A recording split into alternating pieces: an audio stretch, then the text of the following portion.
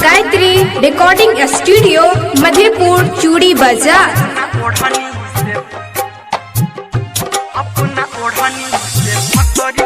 Music by DJ Guddu राज।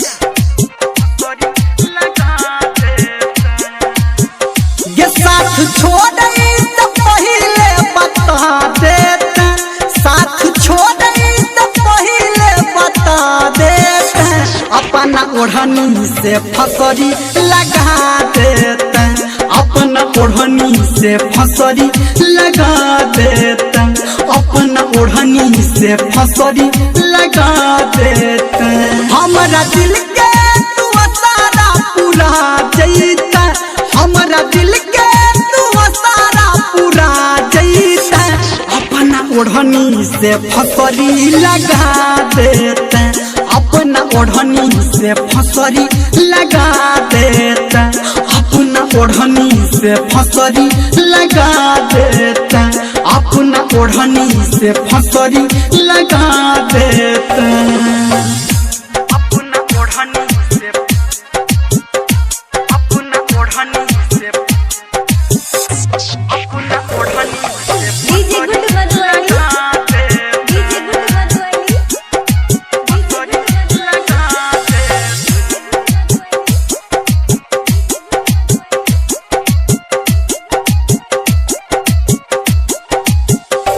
एहन सिला देला सिकवा गिला केला, छोड़ला हाथ हमर, छोड़ला साथ हमर,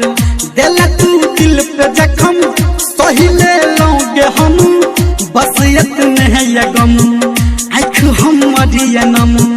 भले तू दूर भजो हमर जान लगो, अपन याद दो, अपन याद लजो, तू हमर जान छगे, हमर प्राण छगे, तू हमर शान छगे, तू हमर प्राण छगे, अपन नाम दो दे, भले बदनाम कर दे, दीवाना तोहर कहो, दुख तो डाल सहो, हे तो एहसास तोरा, दोसर हमर जोड़ा, तोरा नहीं भेटतोगे, साथ नहीं कटतोगे, हम तो हार गेलों, मन के जायर लेलों, तूने बन लगे हमर, हमारा भेल सबर, हम का नहीं छी भले, दिल जलैया भले, हिलैया धरती गे, हमारा पैर तले, आबे नहीं मौत हमर, जेबै गे हम केम्हर, हंसैया गे नगर और गाम शहर, बस इतने तू बता, चलो हम कौन खता, छोड़ला साथ हमर,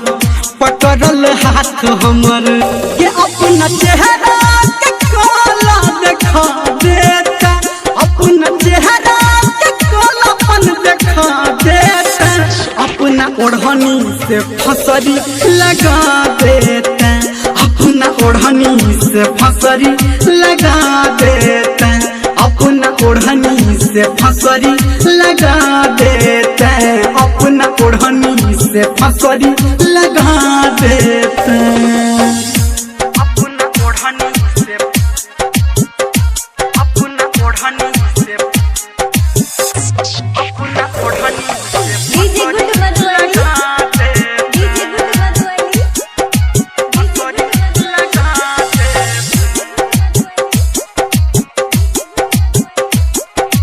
अभी आप सुन रहे हैं सावरिया म्यूजिक। दिल हसीना के चुआ छोड़ नगीना, डसले हमारा एना, पीने छी जहर जना, रास्ता साफ करके, हमारा हकात करके, सब कुछ नाश करके, झूठो आस दके, चलो विश्वास हम, तोरा पे आस हम नहीं जानलोगे, तोरा नहीं चिन्हलोगे, दिल के चीर देला, मिठ मिठ पीर देला, की जान चला, हमर प्राण लेला, तुझ मासूम बड़े, तब किया मन डरे, मन तो हद काला, फंस गेलो हम साला, भेला तू दोसर के, खोजी है नहीं तेसर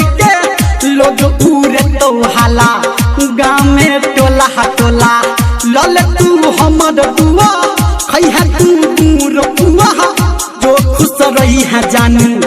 दिलियो जीवन दान फटैया हमर छाती लगैया हमर दाँती मचला एहन कहर तर पीसा तो कहर हमर खून क दे अपन याद द दे हम भूला देबोगे